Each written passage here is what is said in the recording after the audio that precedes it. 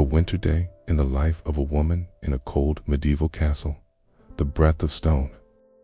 There are places where silence isn't empty. It's thick, heavy, wrapped in frost and memory. The stone walls of the castle didn't echo, they absorbed. And the woman who walked them each morning didn't speak unless she had to. Her name was Ellen. Not Lady Ellen, though she held a title. Not Mistress Ellen, though she managed every fire and fabric within those walls. Just Ellen, the woman who woke before the servants, who lit the first candle, and who knew the sound of snow falling against the leaded glass. She rose before the sun, not out of obligation, but because cold has a way of waking the body early. There was no warmth in her room, except for what memory could offer. And this morning, her memory was kind. It gave her the image of her mother's voice humming in the dark, a tune with no name, only warmth. Ellen wrapped her shawl tighter, wool, faded blue, stitched by a hand long buried, and that was enough. It was always enough. The corridor outside was darker than it should be. The tapestries hung stiff with frost. The floor, a river of stone, cold enough to sting even through her boots. The castle was quiet, was not sleeping. Old buildings like this, they didn't rest. They remembered. She could feel it in the way the air pressed against her skin, like the breath of something ancient, not threatening, just watching. In the great hall, the coals had long since gone to ash. She stirred them anyway, not because she expected flame, but because tending a fire, even a dead one, reminded her that warmth begins with intention. She added wood, gently, laid it as one would dress a child, and sat near it, waiting. She didn't call for help, didn't demand more logs, 'cause she had learned something truer than comfort. Sometimes, the silence of the morning is the only place a woman can be wholly herself. And Ellen, she treasured that. By the time the sky lightened, the castle began to stir. Boots in far corridors, cloth being drawn across frost-bitten windows, voices rising like smoke, soft at first, then growing, but still, no one came to the great hall. No one expected her to be there, because no one thought of her as the beginning of the day. They thought of her as part of the background, and she liked it that way, because when no one is watching, you can finally see everything.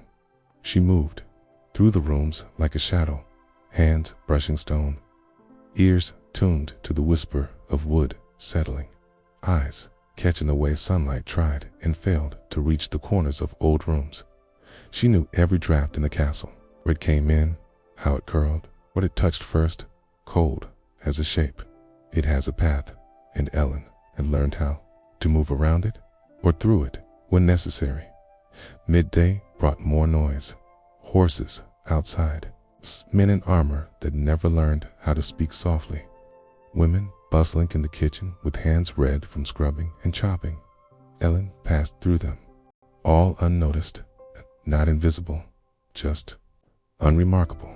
And that was her magic, because while they forgot her, she remembered them. She knew which girl cried herself to sleep, which knight avoided the chapel, which servant drank too much when the snow piled high. She knew, and she judged none of it, because the stone taught her this: people survive winter in different ways. Some drink, some sing, some stay busy, some pray, and some, like Ellen, just listen. That afternoon, she sat by the upper window, the one few used, because the wind slipped through the sill and kissed your bones if you sat there too long. But Ellen didn't mind. She liked the way the snow looked from that angle, the way the hills blurred into the sky, the way it reminded her that the world was quiet before people learned how to speak too much. She sipped warm broth, held the cup with both hands, and thought about the things she would never say aloud, not because they were secrets, but because not everything a woman carries is meant to be shared. Some things are meant to be held, like the warmth of broth in a castle that forgets that women, too, hold kingdoms in their silence. And so the day passed, not loudly, not grandly, but deeply dot, like snow layering the earth. One soft flake at a time, the fire that took all night to start. She had learned long ago that a fire is not something you start, it's something you invite. And in a castle where breath turns, two mist indoors, where wind slips through stone as if memory had holes, Elin knew better than anyone. Warmth is not always a flame. Sometimes it begins with attention, sometimes with silence. That morning, the hearth in the queen's corridor would not catch. The wood was too green, the stones too wet. The servants had tried. They left kindling, stacked like bones, soot smeared along the edge of the iron grating. But no light. Elin found it, just as they'd abandoned it, a half-prepared hearth, forgotten in the rush of more urgent matters. After all, the queen would not arrive for days. The room could wait, but Elin could not. There was a rule she lived by, though she never spoke it. If you want something to burn in the morning, you must begin tending it the night before. So she knelt. No one saw her. There was no audience. The castle's rhythm had grown louder. Footsteps, orders, clanging pots. Snow outside thickened into a drifting hush, but within these walls, life stirred like a beast waking from hibernation. Yet here she was, bent near cold stone. In the one room no one entered unless summoned. She laid the kindling again. Slower this time, she crushed herbs between her fingers, not because they were needed, but because she liked the way lavender cracked against the cold. She tore strips from the edge of a discarded letter, parchment soaked in beeswax, and slid them under the wood. Then, the smallest of sparks, flint breath, patience.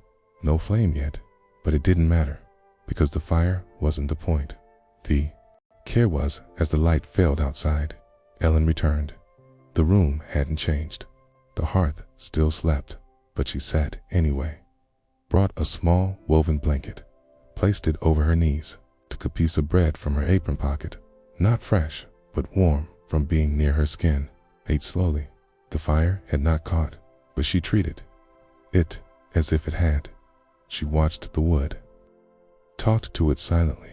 In her mind, she remembered her father, a woodsman, not noble, not literate, but kind. He used to say, "You don't light a fire by force. You warm it open, like a stubborn heart."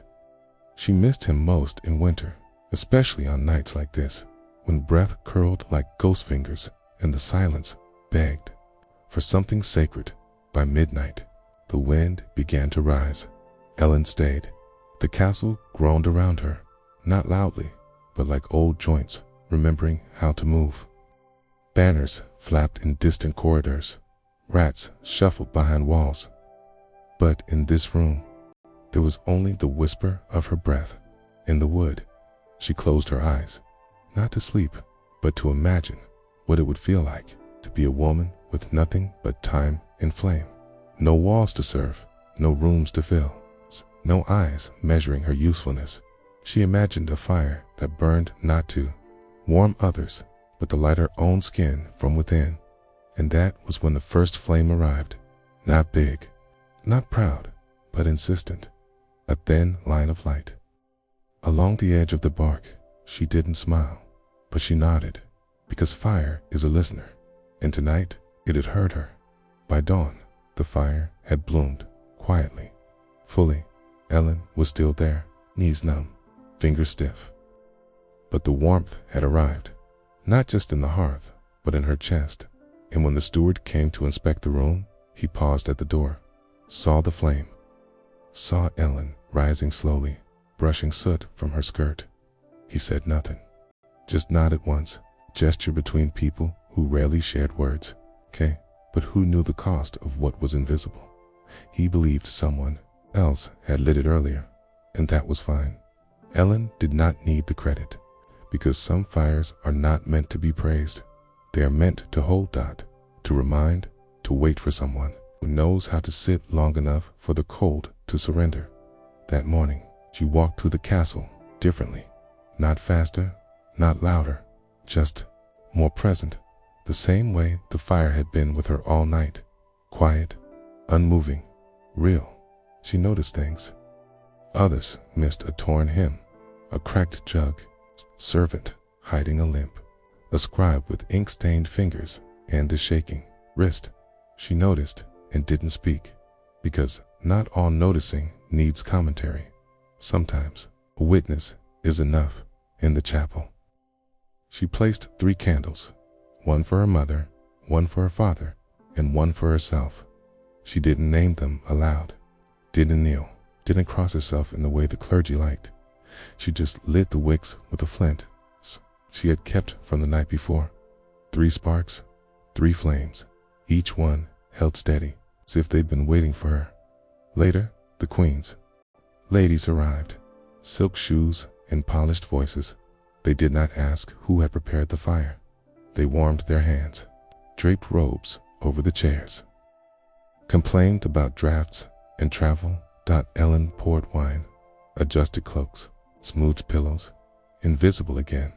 And that was fine, because they would never know what it meant to sit beside cold stone all night with no promise that anything would change. They would never understand what it's cost to believe in warmth when there is none. But Ellen did, and so did the flame. And that was enough. When night fell again, she passed the room once more. The fire still lived. She didn't go in. She didn't have to. Some flames only need to be started once, and they will remember you, even if no one else does. Where the walls keep secrets the servants already know. The stone doesn't speak, but it remembers. Ellen had learned this not from books or priests, but from living inside the breath of the castle long enough to know which walls listened, which ones lied. She knew that some spaces held warmth because of who had once wept there, that a stair creaked not out of age but grief, that certain corridors whispered not with wind but with memory, and those who served, the women who poured water, folded linens, and dragged heavy basins down cold stairs, they knew the same, because no one listens better than someone who's not allowed to speak. That morning, after the fire had proved itself in the queen's room, Ellen returned to the laundry vault. Not because it was her task, because it was hers. There, under the main hall, was a series of rooms where stone grew damp and cold, made the air feel sharp in the nose, but also where voices softened, where the women who carried the castle's weight could finally stop holding their own. They didn't talk like the nobles. They didn't shout. They didn't gossip like the scullery girls near the ovens, but they whispered. And Ellen, she listened, not to what they said, but to what lived between their words. Margaret, the quietest of the group, was already sorting linens, her hands red with cold, her face flushed. She didn't look up, but Ellen noticed the bruises just below her collar. Not fresh, not deep, but shaped like fingers. Ellen didn't ask, because in places like this, questions can be crueler than silence. Instead, she picked up a folded sheet, brushed it gently, said, "You folded this better than I could have." And Margaret exhaled, not relief, exactly, but something softer. Gratitude disguised as breath. The walls around them were thick, but not deaf. The vault had once been used for keeping salted meat in a time of war. It held memory. Women laughed here, cried here, bled quietly here when they could not go home to do so, and the stone remembered it all. Sometimes Ellen imagined the walls blinking in the dark, not eyes, but presence, as if the castle itself knew it was built on the backs of women who would never have portraits, would never be sung about, but who held the heat when there was no fire. Later, Ellen passed the hall that led to the east tower. Few went there. The stairs were crooked, the wind louder, but she walked it anyway. Not because she was curious, but because it was where Lady Wiser used to sleep. The lady had been gone 5 winters now, dead by childbirth, buried without ceremony. But Ellen remembered her, a noblewoman who read poetry when no one watched, who once hid a bird with a broken wing under her cloak, who whispered, when no one else dared, I don't want to be remembered as someone who was kind. I want to be remembered as someone who saw. Ellen still remembered. In the room still. Carried her scent faint rose and ink. She sat by the window, let the cold kiss her fingers, and whispered, just once, I saw you. The walls didn't reply, but the light shifted, and the crow passed outside the window. Flying alone, Ellen nodded, because in places like this, you learn to accept answers in forms you don't control. When she returned to the lower corridor, the steward passed by. He didn't stop, didn't speak, but she saw the shadow behind his eyes, the kind that comes not from grief, but from knowing too much. She wondered what secrets he had swallowed, what truths he had watched fall like snow and left untouched, and she wished, briefly, that someone saw him too. Later, at dusk, she crossed the cloister to light the hallway torches. No one else wanted the job. The wind knifed through the stone arches. The sconces hung high, but Ellen didn't mind. She lit them slowly, one by one, each flame a vow, each flicker a name. She thought of the women who had walked here centuries before, barefoot, bebellied, hollow-I. She wondered what they had hoped for, and if any of them, just one, had lit a flame, not because she was told to, but because she wanted the world to glow in her own room. Later that night, she sat with a dry quill. She didn't write. She just held it, because the words didn't come easy in places like this, but she whispered them anyway. Not to parchment, but to stone, to wood, to walls that had held her longer than any hand. She whispered, I am still here, and I still see. And the walls didn't reply, but neither did they forget where the snow learns the shape of her steps. Some women walk through life as if the world should follow. Others walk softly enough that only the snow remembers.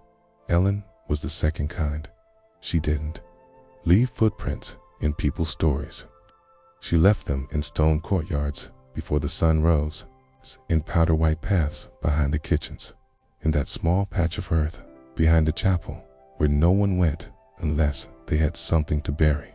That morning, before anyone else had stirred, she stepped out beneath the gray breath of dawn.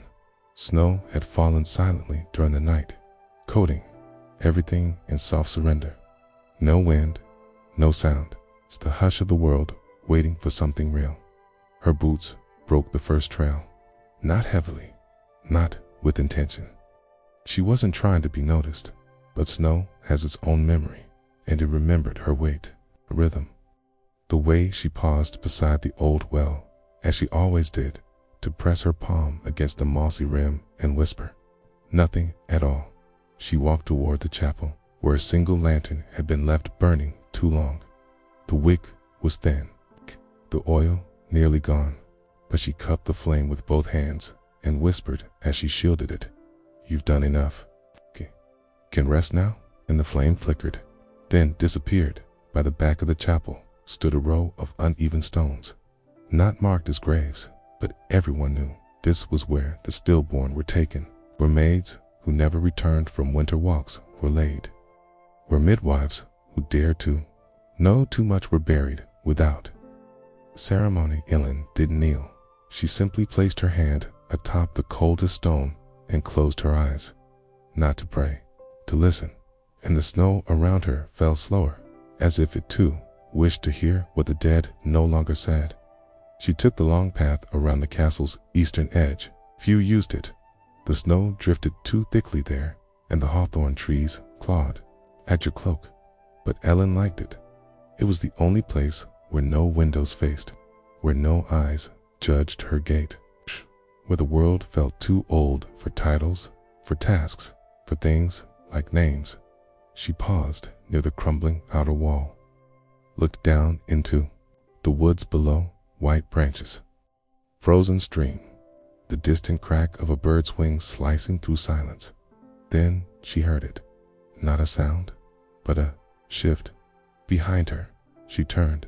There, in the snow, barefoot, stood a child, a girl, pale as milk, hair dark and wet with melt, eyes so wide they seemed to hold the entire sky inside. Elan didn't ask where she came from, because in places like this, some questions are meant to stay unsaid. The girl looked at her, then said, softly, "You're the one who sees." Elan felt her throat close, because the last time she'd heard those words, it came from a dying woman in a birthing room that had smelled of rosemary and blood. She reached out a hand, not quickly, not to grasp, but to offer. The girl stepped forward, placed something in Elan's palm, a stone, smooth, black, warm, and then she was gone.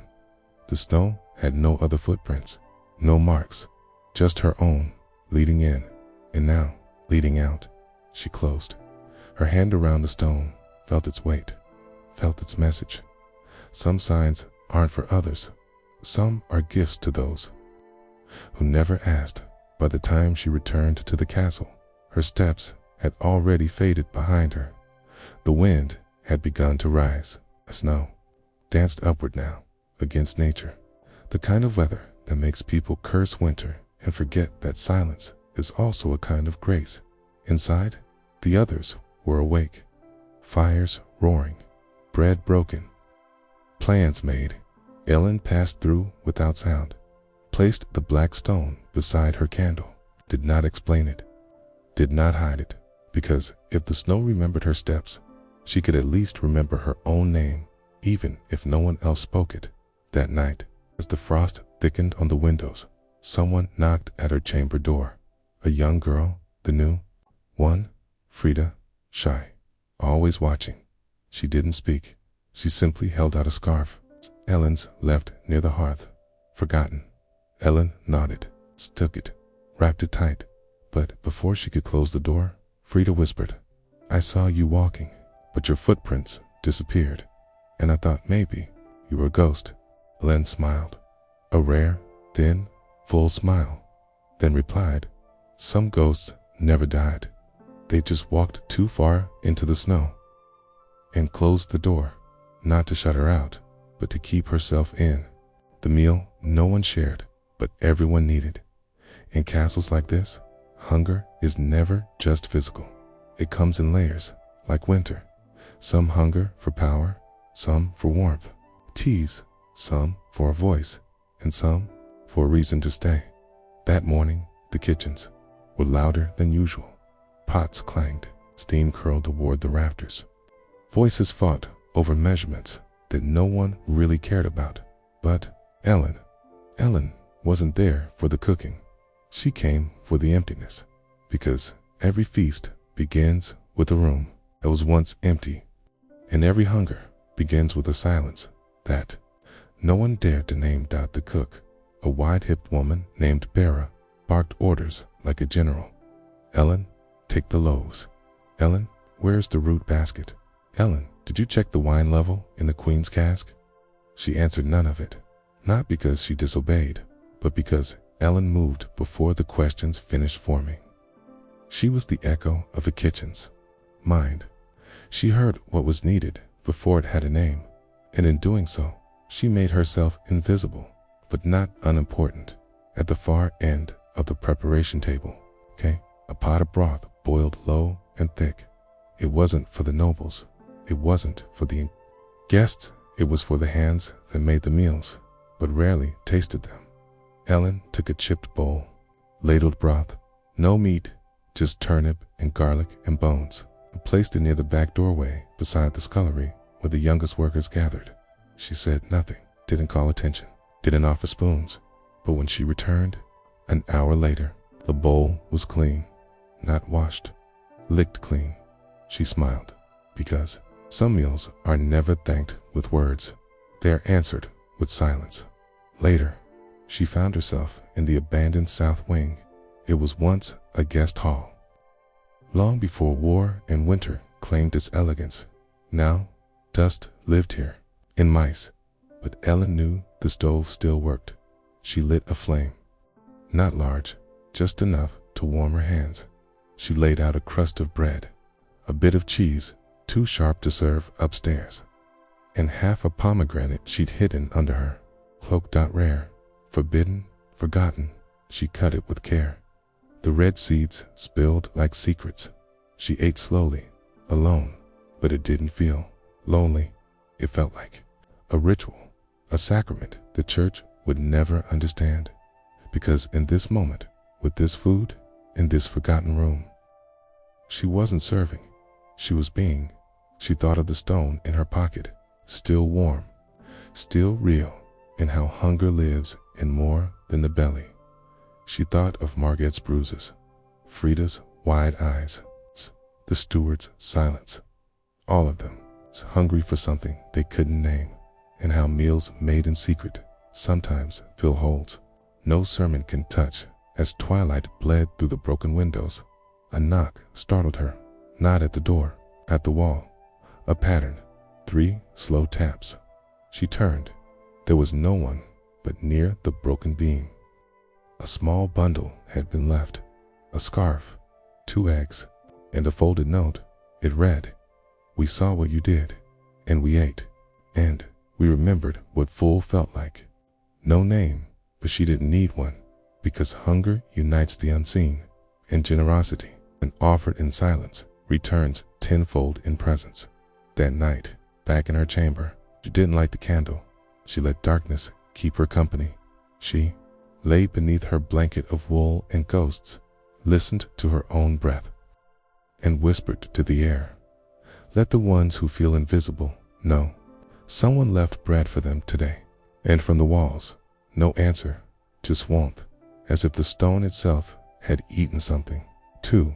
The letters she never sent, in the hands that wrote back anyway. Some women scream in silence. Others write letters they never send. Ellen was the second kind. She kept a small box beneath a loose stone under her bed, not locked, not hidden, just tucked away. Like all the truths, Q, Ningwam, Pede, Para, Uvier. Inside, folded so many times their creases were permanent, were letters, unsent, unread, unanswered. She wrote them on torn parchment, on the backs of broken hymns, on scraps of discarded lists meant for noble kitchens, and she never signed them with her name, because they weren't for anyone in particular. They were for the parts of her she couldn't speak aloud. One read, "I saw a woman cry today while washing sheets. She didn't stop, but she didn't try to hide it either. It was the bravest thing I've seen in a month." Another, "I lit a candle and didn't make a wish. I just watched it burn. Times, it's enough to know the flame is alive." Another, "There's a blackbird that lands on the chapel roof every morning before sunrise. It doesn't sing, it waits. I think it's waiting for someone who died a long time ago." She had dozens, some angry, some aching, some so quiet they felt like breath on stone. And she kept them, not because she hoped someone would find them, but because writing them made her real. That morning, she took out the oldest one, edges yellowed, ink faded. She unfolded it slowly, like someone reopening a wound on purpose. It read, "I still remember the sound of your voice when you said I mattered, even if you never meant it. Thank you for pretending long enough for me to believe." She didn't remember who it was for. Maybe a noble who once smiled at her. Maybe a stable boy who handed her a flower. Maybe her father. On the last day, he could still hold a cup without shaking. It didn't matter, because sometimes the letter was the end of the story, not the beginning. Ellen stood, folded the letter once more, then, for the first time, she burned it, not out of anger, out of release. She fed it to the flame in the Queen's forgotten hearth, and as the parchment curled and the ink turned to smoke, she whispered, "Thank you, keep me alive." Later that day, as she passed the western corridor, a piece of parchment fluttered from under a heavy door. Strange, she paused, knelt, picked it. It was old, crinkled, no seal. She opened it inside. "I've watched you walk like the wind had secrets. I don't know your name, but I know your silence, and I think it's beautiful. No signature, no origin. Ellen looked around. No one in the corridor, just torchlight flickering, and the quiet hum of wind through the hall. She didn't smile, but she blinked slowly, as if acknowledging something ancient had passed between her and the castle itself, because maybe she hadn't written every letter. Maybe some were written for her by walls that remembered, by hands that no longer existed, by a version of herself from long ago. That night, in her room, she took the box from beneath the stone, removed every letter, read them again, slowly, reverently, like scripture. Then, one by one, she burned them. All. Each flame whispered a name she had forgotten. Each curl of smoke lifted something off her chest she hadn't realized she was still carrying. And when the box was empty, she didn't cry. She just whispered to the flame, "Write me back if you ever want to. I'll be listening." And the flame bowed, as if saying, "I already have." At the night, the castle dreamed of her. Some nights pass like pages in a book you've read before. Others feel like the book has started to read you. That evening, as the last fire burned low and footsteps faded from the corridors, Ellen remained awake. Not by choice, by calling. Something in the walls, in the wind that slipped through the gaps, in the rhythm of the stones, kept her listening. The castle wasn't silent. It was breathing. She sat on the edge of her bed, wrapped in her shawl, the one her mother had stitched by candlelight before Ellen could even write her name. The black stone still sat near her candle, cold now, but never lifeless. Her eyes remained open, her ears tuned to something beyond sound, and slowly, the room shifted. The shadows no longer followed the torches. They moved on their own, danced against the walls with a rhythm older than any hymn. The grain of the wooden beam above her twisted, not with age, but with memory. The knots curled into shapes she'd seen before in dreams. A raven's wing, a hand reaching, a face too blurred to name, but too familiar to forget. The castle was dreaming, and in its dream, she was not a servant, not a helper, not a whisper. She was the heart. Ellen stood bare feet on cold stone. The frost didn't sting. It welcomed her like a long-lost relative, finally ready to speak. She walked toward the hall, but it was no longer just a hall. The stones had shifted, breathed. Each torch flickered in time with her breath. Each beam creaked with a voice that said, "She's awake." Main corridor opened wide, but it wasn't empty. Not tonight. Figures moved along the edges, not ghosts, not people, impressions, women in linen, hands folded in front of them, boys in tunics, eyes wide and searching, old men with broken backs still, carrying buckets that no one had asked them to carry for years. They didn't speak, they remembered, and Ellen walked among them like someone who had earned the right to belong in a dream, not her own. At the chapel door, she paused. Inside, the stained glass glowed, not from sunlight, but from something beneath. The colors pulsed, blue like the silence before snow, red like the blood that no one ever saw fall, gold like the warmth she had only ever imagined holding. She stepped inside. There were no pews, only names etched into the stone, names never written in books. Margaret, Frida, Wisra, Anwin, Ellen, and under her own name. No date, just a symbol. She touched the wall, felt it thrum beneath her palm. Not pulse, not heartbeat, but echo, as if the castle itself was whispering back. You stayed, you served, you saw, we saw you too. Tears didn't fall, because in dreams like this, grief becomes light, and memory becomes a mirror. Ellen turned, and in the center of the chapel stood a chair, simple, wooden, but waiting. She sat, and all the shadows gathered around her, not to worship, not to serve, but to listen, because even silence, when lived long enough, becomes a language, and Ellen spoke it fluently. She closed her eyes, let the warmth rise from the floor, felt the castle hold her, not as a room, not as walls, but as a witness. She whispered one final thing before sleep came. If you ever dream again, let me in. And somewhere, far beneath the stone, beneath bone, beneath history, the castle whispered back, we never stopped. To be continued in part 8, the song that only the windows could hear. Desea, Q, U, continue calm, a part 8, Agora. Voca des, continuo, chat GPT des, famos, continuor.com, a part 8, Conde, OS, Sons, Esquecidos, Entre, As Janelas, EA, Alma, Da, Mala, Her, Q, Nunga, T, Platea, Comacam, A, Se, Encontrar, M, Notice, Q, Now, Produce, Mas, Asbach, Para Existir, A Winter. Day in the Life of a Woman in a Cold Medieval Castle, Part 8.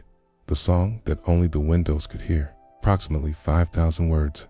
There are songs we dare to hum only when we believe no one is listening. And even then, we whispered them beneath our breath, as if music were something dangerous, too beautiful to survive scrutiny. Lynn had a voice, but it was not known to others. She had sung once long ago, before the castle, before the silence, when she still believed that sound could keep a person warm. It was morning again. Snow, heavier now, clinging to the ledges of every window like a child refusing to let go. The wind howled through the high towers, but beneath it, if one listened closely, there was a different melody. Not the sound of nature, not of people, not of the castle shifting its weight in the cold, but something older, a hum, a tone held between breaths, a note stretched across 100 winters, waiting for someone to remember it. Ellen heard it, not with her ears, but with the memory of a voice she thought had died. She walked a gallery corridor, slowly touching the frost-glazed windows with her fingertips. Each pane felt like paper, its cold ripple a line of a lyric she'd never written down. She reached the fourth window, the one that faced the courtyard, where the sky always looked just a little bluer, as if remembering another world. And that's when she began to hum. It wasn't planned. It wasn't loud. It was a thread unraveling from the deepest part of her chest, a tune shaped not by art, but by ache. It carried no words, only memory. It told of empty beds, of meals made for others, of hands washed in freezing basins and dried on skirts no one saw. It told of longing without direction, of hope without an address, of beauty that bloomed in the dark and refused to beg for light. The windows listened, held the sound like chalices, let it vibrate through the glass, then passed it on from one end of the gallery to the next. Ellen's hum wrapped around stone arches, kissed the frozen mouths of gargoyles, slipped into the halls where no feet walked anymore, and in rooms where chairs sat untouched for decades. Something stirred. Curtains lifted slightly. Candle stubs flickered. Dust fell from ceiling beams like soft applause. It wasn't just a song. It was a summoning. Every forgotten voice that once sang without audience. Of every woman who once hummed while brushing another's hair. Of every child who sang lullabies to themselves while no one came. She sang until her breath ran out, and then stood still. The silence after felt different. Not empty, not lonely, full, reverent, like the castle had paused to bow. Later, as she returned to her chamber, she found a strip of parchment slipped beneath her door. A single line. We heard you, and nothing else. No name, no reply. Just an acknowledgement. And sometimes that's all a soul needs, to know it landed somewhere. That night, as she lay under her woolen blankets, she hummed again, quietly, not for them, not even for herself, but for the windows, the ones that had always listened. even when the world forgot how. The secret kept beneath the floorboards, in places built of stone. People forget the wood, but it's the floorboards, those quiet, creaking witnesses of 1,000 footsteps, that keep the truest secrets, because wood remembers what stone denies, and under Elan's feet, a truth had been breathing in silence, waiting for her weight to return. It began with a sound, not loud, not sudden, but wrong. That morning, while sweeping beneath her chamber table, she stepped and felt the board bend, not like before, not the soft give of age, but a hollow knock. She froze, listened, stepped again. There, not in rhythm with the others, a heartbeat beneath the skin of her world. She moved the table, pushed aside the worn rug she herself had mended last year, knelt slowly, as if approaching an altar she never meant to find. The board was loose, looser than any other dot. Her fingers, always so cautious, didn't hesitate this time. She pulled, and beneath a box, it was small, iron-latched, wrapped in cloth, so thin it disintegrated at her touch. The lock crumbled, the hinges groaned, and inside not gold, not letters, a dress, but not just any dress, velvet, deep blue, stained at the hem with something dark, old, and unreadable. It had once been beautiful, noble, not made for a servant, not sewn in the castles, under rooms, not worn by someone meant to be forgotten. Ellen's hands trembled because she recognized it. Years ago, there had been a girl, tall, sharp-eyed, too proud for her own good. Her name was Lysa, daughter of a second wife, promised to a man who ruled over frozen rivers and summer taxes, and then gone. No announcement, no mourning, just an empty room, cleaned too quickly. Her name erased from daily speech like a sin, too shameful to repeat. But Ellen remembered, because Lysa had once given her a book to hide, a book of poems written by another woman, and she had said, "Keep this for me, I'll come back for it, and if I don't, read it for me anyway." Ellen had read every page, cried over two, laughed at one, understood all of them, and now, the dress, hidden beneath her feet, hidden like the truth of what had happened, she clutched it to her chest. The fabric still smelled of rosewater, wind, of defiance, and of silence that had lasted too long. She did not run, she did not shout.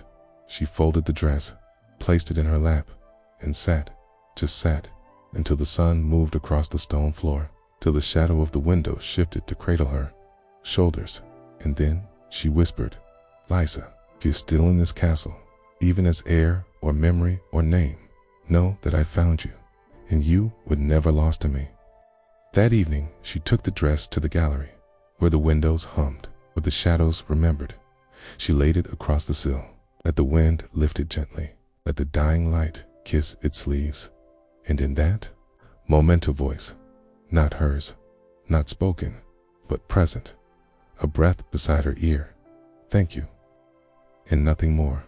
But it was enough, because Ellen now carried two lives, her own, and the one buried beneath hers, never properly mourned. And sometimes, that's how the truth survives, in the breath between floorboards, in the silence beneath a song, in the hands of a woman who never asked to be anything but real, the visitor, who knocked without a sound. Most people expect a knock to be loud, a fist, a command, declaration that someone outside demands entrance, but not all visitors come to break the silence. Some arrive within it, some arrive as it. That night, the castle was quieter than usual. Even the wind seemed careful. The torches flickered low, as if trying not to disturb something ancient. And the stones, normally creaking with the language of cold, held their breath. Elan felt it first in her spine, a pull, not outward, but inward, as if a door inside her had opened before she realized there was one. She didn't sleep. She simply stood, dressed slowly, wrapped herself in her shawl, took the black stone, still warm from her hand, and walked. The corridors didn't feel like corridors. They felt like veins, pulsing, guiding, leading her toward a place the castle had always held in its chest, but never revealed until now. She stopped at the eastern tower, a place she had cleaned for years, but never entered, not truly. Tonight, the door was ajar, though no one had passed. She stepped in. The room was empty, but not blank. The air hummed. Windows held condensation, despite no heat. And on the far wall, a mirror, one she had never seen, oval, cracked at the edge, framed in silver that tarnished into vines. She approached it, not like a woman, but like a memory, slow, unsure if she was the reflection or the ghost in the mirror. She did not see herself, not exactly.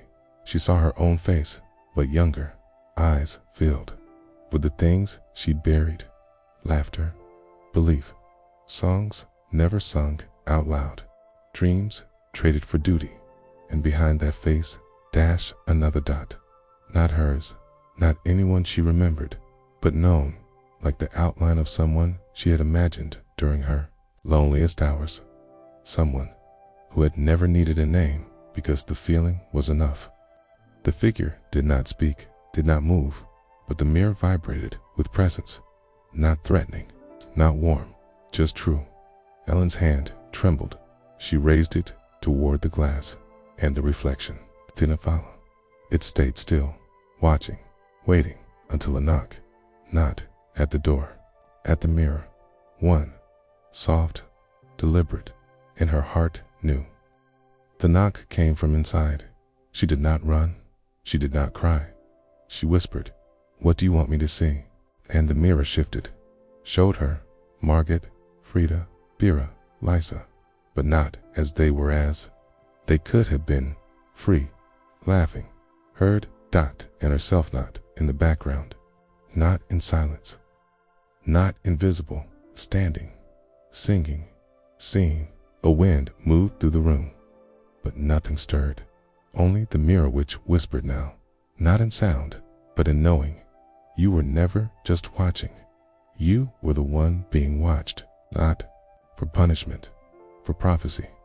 Ellen backed away, not in fear, in reverence, because this visitor, this reflection, this truth had knocked without a sound and still shattered every wall inside. Her cheek bowed, not because she was told, but because she remembered what it meant to kneel, not in submission, but in awakening. And the mirror, now cracked in one more place, seemed to sigh, as if it too had waited long enough. The ashes that smelled like lavender. Ashes are not always the end. Sometimes they are the afterthought of something holy. Sometimes they're what's left when the soul refuses to vanish quietly. Ellen had always known the scent of lavender, but she hadn't smelled it in years. The noblewomen wore it in their hair when they were to be married. The nurses placed dried bundles beneath pillows to keep nightmares away. Her mother had once stitched lavender into a pouch and tucked it into Ellen's dress before the first frost of a childhood winter. So your body will remember what the earth gives, even when it gives nothing. That morning, the scent returned, faint, unmistakable, not from a room, not from a garden, but from the ashes in the hearth, the same hearth where she had burned the letters, where she had burned the names. The flame was out, long gone, and yet the lavender lingered. She knelt, placed her palm over the cold ash tot. It did not burn, it did not sting, but it felt warm, alive in a way ash should not be. And then, as if the wind carried it deliberately, a whisper, not in her ears, but inside her ribs. What you let go still loves you. She stood quickly. The air shifted. The room pulsed, and beneath the ash a shape, small, round, smooth. She reached in gently and lifted a stone, but not the black one from her table. This one was pale, veined with violet streaks, and it smelled like the field where she used to run before duty bent her knees. A lavender stone. She held it to her chest, closed her eyes, and saw fire long ago. A woman wrapped in velvet, a voice singing through the smoke. Let the earth take what it must take, where it remembers. Lean opened her eyes. The stone pulsed once, then stilled, and she knew this was not just a relic, not just a message. It was a seed of something buried long ago that still wanted to bloom. She carried it with her that day, placed it near the window where she once sang, let the light fall in it, and the scent spread, not strong, not demanding, but enough for the women passing by to pause, enough for one to say, I remember that from my mother's hands, enough for another to stop crying for reasons she didn't understand that night. Ellen wrote no letter. She didn't need to. The scent had spoken, and sometimes it's the only kind of language a soul needs. She placed the lavender stone beside the black one. 2 memories, 2 anchors, 2 truths, and then she slept, not like someone escaping, but like someone who had finally come home. The tower where time forgot to count. Every castle has a tower. No Umdi climbs anymore. Too many steps, too much wind, too many ghosts carved into its stones. But some towers, they don't just gather dust, they gather memory, the kind that folds itself into the stone and waits to be remembered. Ellen had never climbed the southern tower, not even once. It was sealed when she arrived, locked by rust and by legend. They said the stairs had crumbled, that the last noble who entered it never came down, that birds refused to nest there. But legends, she knew, were only shadows cast by truths too painful to speak plainly. And that morning, after the lavender stone appeared, after the air began to hum with things unspoken, Ellen stood before the tower's door, and it was open, not ajar, open like someone had turned the key from the inside, like the tower had exhaled after centuries of silence and said, come in, I'm ready. She stepped in, no torch, no escort, no reason, only knowing. The stairs, to her surprise, were intact, worn, curved like the inside of a shell, but solid beneath her feet. And as she ascended, she didn't feel time pass, because it didn't quote. Each step was a memory she didn't recognize, but somehow belonged to. Hey, woman whispering to the moon. A child writing messages in dust. A man laughing while painting the walls with forbidden symbols. Voices brushed her shoulders, not words, but feelings, and higher still a warmth, the kind no fire makes, the kind that glows inside old things when they are finally seen again. She reached the top, and it was empty. No throne, no relic, no window, just a round room, stone and air, but on the wall opposite the door, a clock, not like others. It had no hands, just a face, circular, carved with symbols. She didn't know, but understood with her body. The symbols pulsed softly, like stars caught in a heartbeat. And beneath it, a plaque. Time does not rule what remembers itself. Ellen stepped closer, touched the stone beneath the plaque. It was warm. She closed her eyes, and the tower remembered her not as a servant, not as someone who passed through without name, but as a keeper, a listener, a woman who had walked long enough in silence to be trusted with the language of stillness. She sat in the center of the tower floor, and for the first time in her life, Ellen felt what it was like to exist without being measured. No bells, no chores, no orders, no shadow of should, only presence, only breath, only the soft truth of being now. Minutes passed, or hours, or none. When she finally stood, she bowed to the wall, to the floor, to the quiet, and whispered, even if the world forgets this place, I will remember. She descended in silence, but the tower kept her rhythm.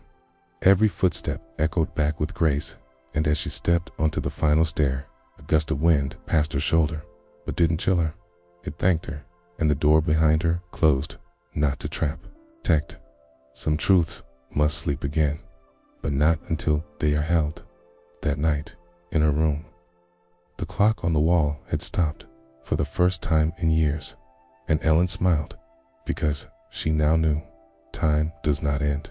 It only rests in places where the soul has finally arrived. The name the moon never forgot. Names fade on paper, in voices, even in prayer. But the moon, she keeps what the world lets go. She hangs above roofs and ruins, above kings and children, above the silent in the silenciados. She does not shout, she remembers. That night, Ellen stood at the highest window of the western hall. The air bit her cheeks, cold, but she didn't mind. She looked at the moon like a friend she had forgotten to. Right back to, in the moon, round and pale. Looked at her without blinking. Something had changed, not just inside her, but around her. The castle was warmer, not in temperature, in recognition. It no longer saw her as a shape moving through its spine, saw her as someone who had stayed, watched, listened, felt, and now was ready to be named. She closed her eyes, and the moon whispered, not in sound. In memory, it showed her a dream she hadn't had in decades. A woman in a cloak of silver thread, walking alone across a frozen field, carrying no sword, no candle, only a book, and on the book's cover, a single name, Elanira. Elan opened her eyes, and for a moment, the name felt too big for her, too elegant, too ancient. But then it fit, not like a costume, it's like a skin she had grown out of, and was now brave enough to wear again. She whispered it once, Elanira, and the wind didn't carry it away. It bowed.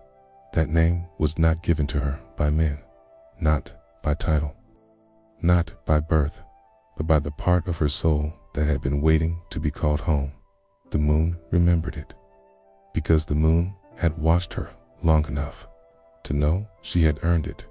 She looked around the room, same stone, same ceiling, but she had changed. No longer just the helper, no longer the quiet hand behind the curtain. She was the one who had walked into mirrors, dug up dresses, climbed forgotten towers, listened to ash, and remained when no one asked her to. She was Elanira, and the castle nodded. The next morning, others noticed it too. A woman in the laundry room said, "You seem taller today." Another asked, "Did you sleep in the ladies' chambers?" But she only smiled, because when the moon gives you back your name, you don't need to explain it to anyone. That night, she wrote the name on a small scrap of cloth, tucked it beneath the lavender stone case, the black stone beside it, and, for the first time in years, her dreams said her name out loud. Not Elan, but the name the moon never forgot. Elanira, the door that opens for no one and opened for her. Every castle has a door that doesn't open, not because it's locked, but because it won't. It doesn't care for keys, doesn't respond to status, it chooses, and for hundreds of years, the North Hall door had chosen silence. It stood at the base of the oldest wall, where even the ivy refused to grow. No records of what lay behind it, no room on any map, no story the servants dared repeat. They called it the mouth of the castle, because it looked like it could swallow anyone whole. No one knocked, no one cleaned near it. Its children were told to stay away, and Elanira had always obeyed until now. That morning, she woke before the bell, dressed without thought, and felt the air pull her toward the north. Not a wind, not a voice, something subtler, like gravity, part of the soul. She passed the chapel, the kitchen, hallway of cracked portraits. No one saw her, or maybe no one dared stop her. When she turned the final corner, she saw it, the door, taller than 3 men, but darkened by centuries. hinges covered in silent iron, and in the center a symbol. It's not carved, burned, dot a circle, split in two, and a single dot in the center. She recognized it. It matched the center of the clock in the tower, the one that had no hands. She stepped closer. No fear, no questions, only recognition. And the door, which hadn't moved in lifetimes, creaked once, then, slowly, opened. The hallway behind it was dust-lessed, lit by nothing, but not dark. The air tasted like rain that hadn't fallen yet. And at the end of the corridor, a small chamber round, stone, and in its center, a chair, wooden, simple, facing a wall covered in thousands of names, etched, painted, scratched, whispered. Tapestry of souls. Elanira stepped in, and the wall breathed, a soft gust, as if inhaling her presence. She approached the names. Some she knew, some she had dreamed. And then, near the bottom, freshly etched, Elanira, not scratched by a knife, not written by hand, grown dot, as if the stone had always waited for her return to reveal it.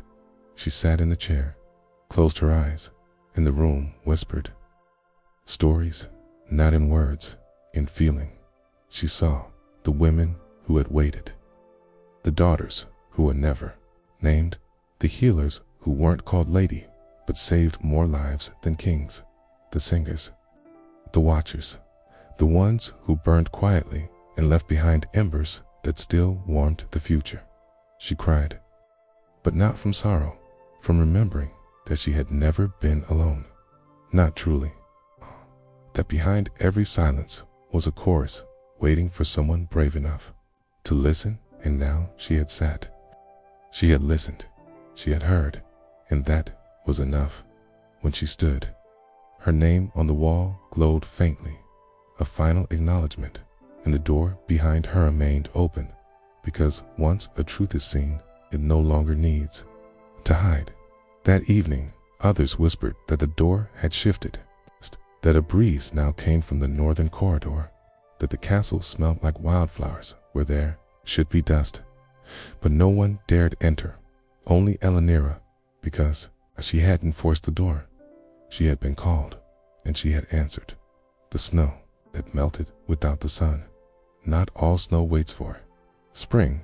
Some snow melts when a heart finally remembers its own heat, when silence is no more sacred than truth, when presence becomes more real than fear, when a woman who once walked the halls unnoticed leaves footprints that no storm can cover.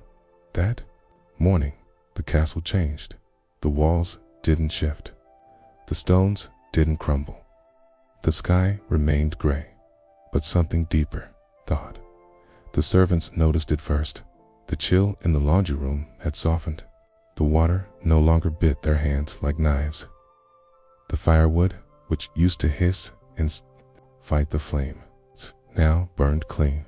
Elanira walked through the halls slowly, not to avoid notice, but because she was finally being seen, not stared at, not gossiped about, witnessed like a tree that had grown in secret and suddenly burst into bloom in the dead of winter. She passed Lady Meven in the stairwell. The noblewoman stopped, his eyes narrowed, uncertain. Then, without command, she stepped aside, let Elanira pass first. That had never happened before. Not in all the years. Not in all the castles. Not in all the dreams. Elanira did not bow. She nodded and kept walking, because reverence, once claimed from within, no longer needs to ask for permission.